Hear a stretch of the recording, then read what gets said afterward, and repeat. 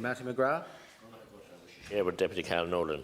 And Kate Dalchase, I want to offer my deepest sympathy to all the people who have died, all 444, and their sympathies to their families, and also to healthcare workers in Kilkenny.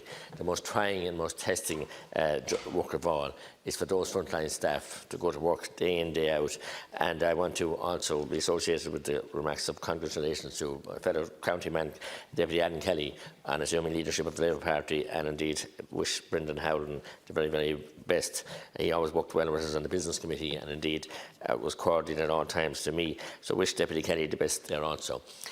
Count Corla, I think, and Deputy Kelly's suggestion about the May Day, I think it would, I've nothing against it, but I think it would suit us better if we would look after the nurses and staff and the frontline staff and provide the childcare that we promised them for their staff. It's not happening.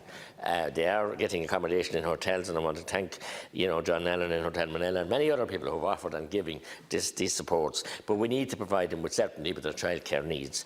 We need also to support, and to acknowledge our support here from Garda Síochána and from all the frontline services and community groups widespread throughout the country for the work that they have done.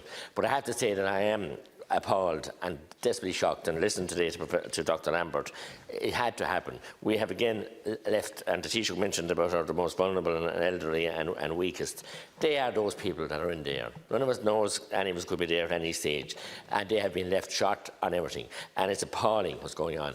And I had a manager telling me last night that when she was watching the news and I phoned her, she was shocked. She was laughing at the idea of what was being said on RT News, and what she was told at a high-level meeting yesterday morning as a manager about the two different. They weren't going to get any support from the HSE staff. So there's two things going on here. One is PR and one is spin. We need that to be clarified. We need to look after those people in the nursing homes. We need to make sure that they have the PPE equipment, and we need to ensure that there's honesty and transparency, because we would lose support from the public, which has been gallant. They've been gallant in their support, but there's not, and the figures too, Taoiseach, I'm becoming very unhappy with the figures, because when it takes 3 weeks to get figures back, why do we have to, how can we have these figures when they're pronounced every even? How accurate are they, and are they being manipulated? So I honestly am concerned about those areas. And I also want to salute, and criticism was here of the pharma company, pharma business in Clonmel, Mr. David Enchel, who has succeeded in getting a lot of